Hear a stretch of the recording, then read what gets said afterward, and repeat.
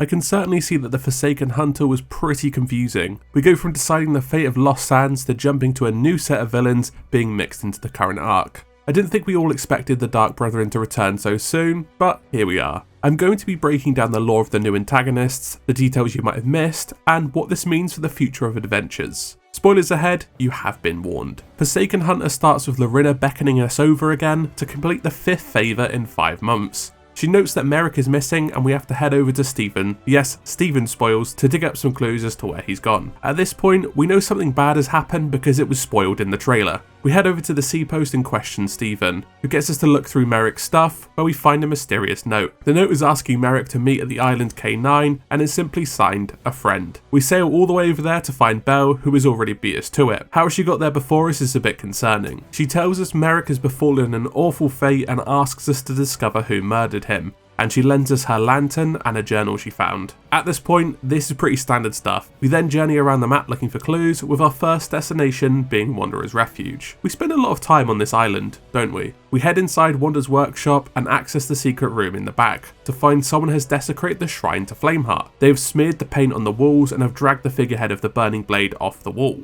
Most importantly, we get a scene of the masked assailant speaking into the box of Wanderer's secrets. Peering into the box reveals a sea of stars, but also confirms what these boxes are. They are windows into the Sea of the Damned, and due to Flameheart's weakening of the veils, you can use them to communicate with someone on the other side. If you think back to Shrouded Islands, we do see the servant hauling these around. It seems as though that's how he's been communicating with his father. What's even more interesting is that this may confirm that Stitcher Jim had spoken to Flameheart when he opened one of the boxes and killed the Forsaken Alliance on his orders, not the Gold Hoarder. It makes sense too, as the Forsaken Alliance shouldn't really be poking around the Devil's Roar to wake up Flameheart before it was time for his return. The lantern leads us to follow the assailant, where we find some journal pages she has buried. This time we're heading north to Salty Sands and the Sailor's Bounty. More sailing? Great. At this point, you could do whichever you want first. If you head to Sailor's Bounty, you find that the assailant has met with some Dark Brethren phantoms who have recovered a Trident of Dark Tides. You one-shot them after the memory cutscene and then move swiftly on. Over at Salty Sands, we find another cutscene where the assailant has recovered the remains of the Gold Hoarder. Yes, this finally confirms his second death over a year after the events of a pirate's life. It's revealed in one of the journals that the Gold Hoarder's eyes were actually Veilstones, allowing him to look into the Sea of the Damned for treasures he could never possess. I'd be surprised if this was conceptualized way back in 2016, but was easily the best lore bomb that was dropped in this adventure. It makes me more sad now that he's actually dead again. The assailant's plan is to merge the staff and the head of the Gold Hoarder to create some sort of portal to the Sea of the Damned, with the staff being a conduit for the Veilstone's power. Finally, we rush over to Cannon Cove, where we find Madame Olga of the Golden Sands being threatened to perform the ritual to combine the two items. After this, the masked assailant chooses to leave a note at Golden Sands for Wander with an O. We go over and speak to Madame Olga, who confirms these people were not working for Flameheart, but a different side.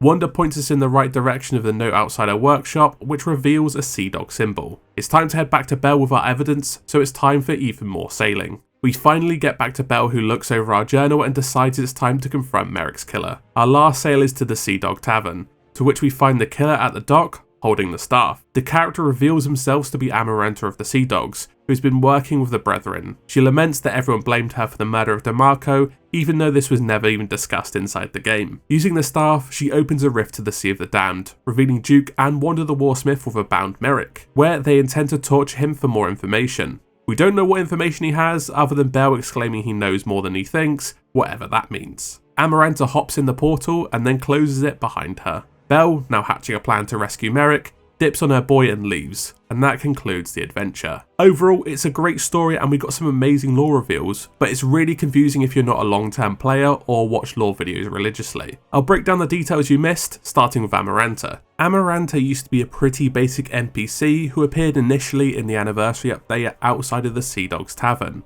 She used to stand here. She's always been theorised to have a darker motive, based on some of her dialogue and her supposed hideout under the tavern, where she has thoughts about killing Lasidi and DeMarco, the Pirate Lord's children. They both also happen to be the leader of the Sea Dogs. Amaranta has always seen the winning as the best part of the arena, and believes herself to be better pirates than both of the twins, with it finally looking like she has chosen to take up her true calling. This attitude is even referenced in her line, "I always pick the winning side." In the background too, we see Wanda the Warsmith, who hasn't appeared in-game since Dark Brethren, although they did appear in the Forts of the Forgotten trailer. In one of the journals, Amaranta is worried that allowing her and her sister to reunite may break her ties with the Brethren. The reason Wanda is in that trailer was to attempt a rescue mission, where she would bring her wrath down upon Flameheart. I have no idea what she was going to do, because both the Servant and Flameheart could clap her, but go off I guess. And of course, we have the big man himself, Duke, who also has been absent completely since Dark Brethren from last year. Duke was the previous build rat outside the tavern, from when the build rat adventure started, right up until September 2020, where Lorena kicked him out for inadvertently bringing back Captain Flameheart. I think it's safe to assume now the Gold Hoarder is dead,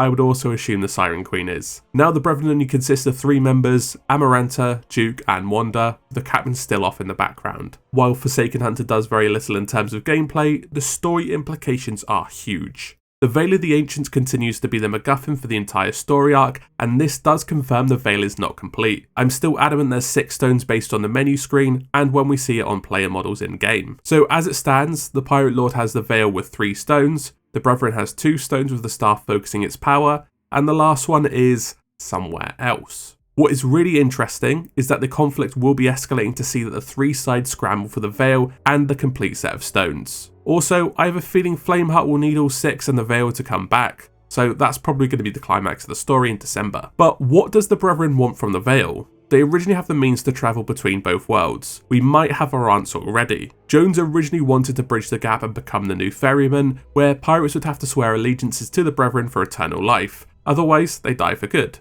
Now the Veil would afford that opportunity, allowing them to create a permanent doorway between the worlds, and they could let anyone they want through the doorway as long as they're loyal to the Captain. The Dark Brethren are still vying to end the pirate's life, which represents a much darker future than the mystery box that Flameheart is working towards. If they get the Veil, then the Captain will surely rear his head, as he promised to should Jones' plan succeed in a pirate's life. And the case of Merrick knowing more than he lets on. He knows where the current Veil is and the stones, but he may even know where the last one resides. In the trailer, we get this unheard voice line from Belle. "There's something I need you to do. Merrick, will you help me?" It seems when she visits him after Forts of the Forgotten, she tells him more information than us to get him to help to summon the Shrouded Ghost. This may help her overall plan to stop Flameheart or gather all 6 stones. Based on that ending too, it looks like we'll finally get the chance to use the Veil, head to the Sea of the Damned and rescue Merrick from the clutches of the Dark Brethren. A dangerous rescue indeed, especially when considering not only do the Brethren reside there, but so does Captain Flameheart. It's all to play for next month in A Hunter's Cry.